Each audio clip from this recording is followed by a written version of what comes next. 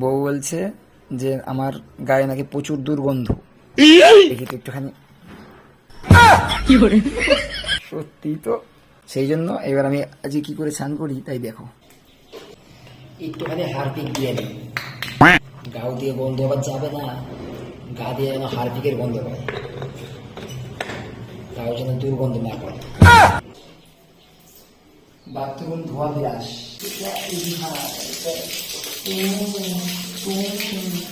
No, no, no, no.